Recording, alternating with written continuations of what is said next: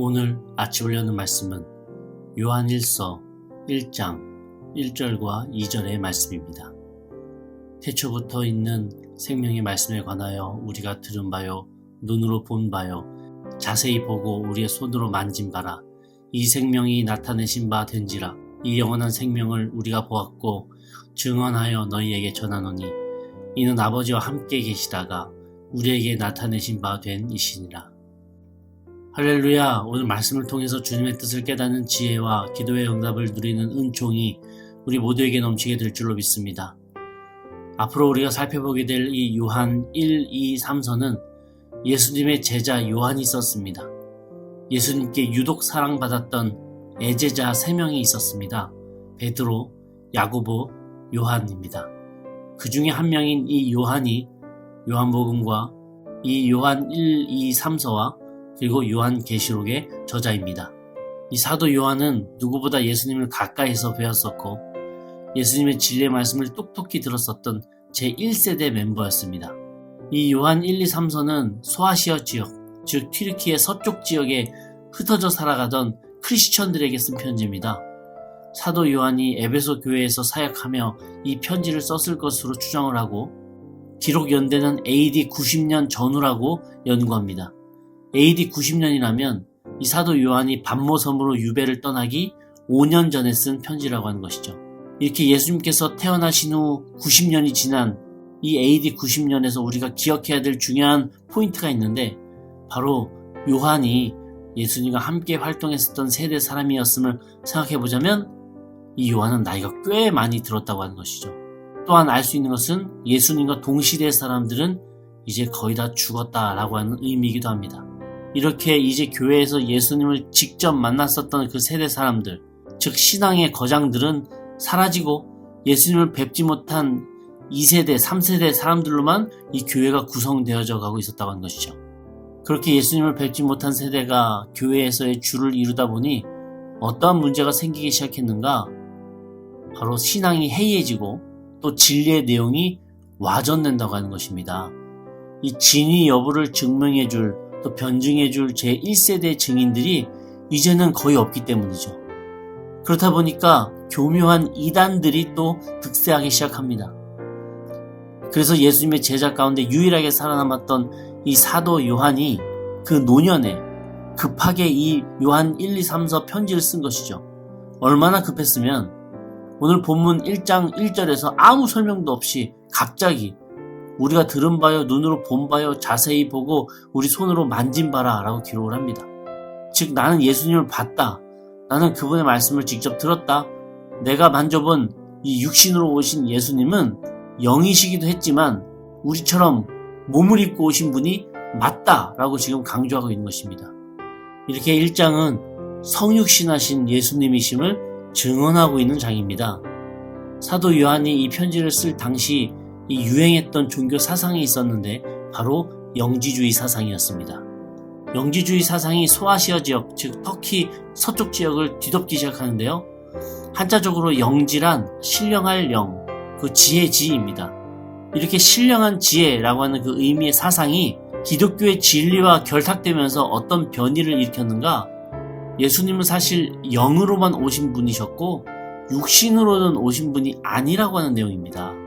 영이신 예수님만 믿게 된다는 거예요. 그리고 그 변질된 진리를 또 교회 내에서 많은 성도들이 믿습니다. 영이신 예수님만 믿으면 안 되나? 어차피 육신으로 오셨던 예수님께서는 지금 안 계시니까 영이신 예수님만으로도 신앙생활 하는데 문제 없지 않나? 이렇게 생각할 수도 있습니다. 그런데 영이신 예수님만 믿으면 반대로 말하자면 즉 예수님께서 육신으로 오시지 않았다고 믿어버리면 큰 문제가 발생을 하는데요. 예수님께서 육신으로 오지 않으셨다면 예수님의 십자가 사건도 거짓이 되는 것이고 왜요? 육신으로 오지 않으셨으니까요. 십자가에 못 박히실 수가 없잖아요. 예수님의 부활도 당연히 없었던 일이 되는 것이죠. 그러면 예수님의 승천도 없었던 일이 되는 것이고 마지막으로 예수님께서 오실 그 재림은 당연히 없을 일이고 기다릴 필요도 없게 된다는 것이죠. 기독교의 산 역사를 송두리째 부인하게 되는 셈입니다. 기독교에서 예수님의 사랑인 이 십자가 사건이 빠지고 미래의 소망인 부활 사건이 빠지면 도대체 남는 게 무엇입니까? 그저 멋있고 신기해 보이는 예수님의 영웅담 정도는 남겠지만 이런 영웅담은 아무리 길어도 한두 세대면 다 사라집니다. 기독교는 예수님의 희생 어린 십자가 사랑과 다시 살아나신 그 부활의 소망 없이는 2000년이 넘는 지금까지 올 수 없었을 것입니다. 영지주의처럼 기껏해야 한 3, 4세대 지나면 다 사라져버렸을 거예요. 요한은 지금 그것을 걱정하고 염두하여서 육신으로 오신 예수님이 맞다라고 하는 것을 1장 1절부터 계속해서 강조하고 있는 것입니다. 우리도 항상 기억해야 될 것은 우리 기독교의 핵심은 십자가와 부활에 있다고 하는 것이죠. 육신으로 오셨던 예수님께서 십자가 희생으로 우리 죄값을 대신 치르셨던 그 사랑, 그리고 또한 다시 살아나셔서 새 생명으로 부활하신 그 소망이 우리 신앙생활의 두 축을 담당하는 것으로서 핵심이 된다는 것 우리는 기억해야 됩니다. 이런 십자가 사랑과 부활의 소망이 내 삶에 항상 간직되어 있어야만 신앙적인 궤변을 우리가 잘 걸러낼 수 있고요. 도덕 윤리적으로도 엇나가지 않을 수 있는 것입니다. 그러나 영지주의 사상에 물든 성도들은 육신으로 오신 예수님을 믿지 않았어요. 그렇다 보니까 어디까지 합리화를 하며 신앙에 타협을 하게 되는가? 이 껍데기인 육신은 신앙적으로 그닥 중요하지 않고 알맹이인 내 속의 그 영만 신앙적으로 중요하다는 거예요. 그래서 사라질 육신은 더러워도 되고 영원할 영만 깨끗하면 된다는 겁니다. 그래서 육신은 타락해도 되고 내 영만 선하면 된다는 거예요. 그렇게 육신은 쾌락을 즐겨도 되고 내 마음만 순결하면 된다는 겁니다. 이렇게까지 합리화하며 신앙이 변질되어 갔습니다. 그러니 교회 안에서 영지주의에 빠진 그 사람들끼리 육신의 죄가 너무나도 쉽고 자연스럽게 벌어지기 시작했으며 그렇게 타락하면 할수록 교회 안에서는 형식적인 의식만 점점 강화되고 있었던 것입니다. 그래서 교회 밖에서 믿지 않는 사람들이 교회 안에서 믿는 사람들을 볼 때에 도덕 윤리적으로 다 무너진 타락한 사람들인데 신앙적으로는 거룩한 척하는 이중인격자들처럼 보였다고 하는 것이죠. 지금 우리 기독교가 손가락질을 받고 부흥은커녕 쇠퇴의 길을 걸어가는 그 이유와도 크게 다르지 않은 것 같습니다. 저는 영주주의에 빠진 사람들을 볼 때 예수님 시절에 있었던 바리새인들이 생각이 났어요. 이 영주주의자들이 제2의 바리새인들이었던 것입니다. 거룩한 척 연기하는 그 가면 뒤로는 세상 사람들보다 더 세속적이고 육체적인 타락에 빠져 지내면서도 겉으로는 신앙적인 척하는 그 모습이 보였어요. 그런데 이런 모습은 이 경중의 차이만 있을 뿐 우리 삶 속에서도 간간히 보이는 그 모습 아니겠습니까?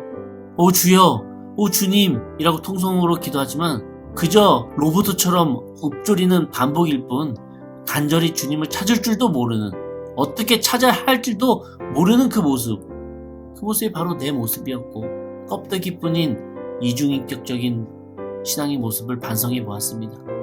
예수님을 모르는 세대가 늘어날수록 신앙의 변질은 점점 더 심각해졌던 것처럼 우리도 예수님과의 그 영적인 교제를 놓치면 놓칠수록 도리어 신앙의 변질이 점점 더 심해진다는 것을 우리는 기억을 해야 됩니다.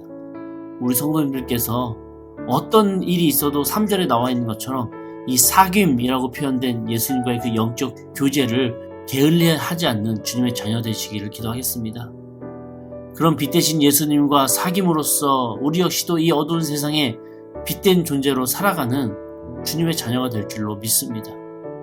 그러할 때에 겉과 속이 다르지 않고 말과 행동이 다르지 않은 세상 속에서 예수 그리스도의 향기를 낼 수 있는 빛된 주의 자녀의 삶으로 한 걸음씩 걸어가게 되는 저와 우리 성도님들 되게 될 줄로 믿습니다. 아멘.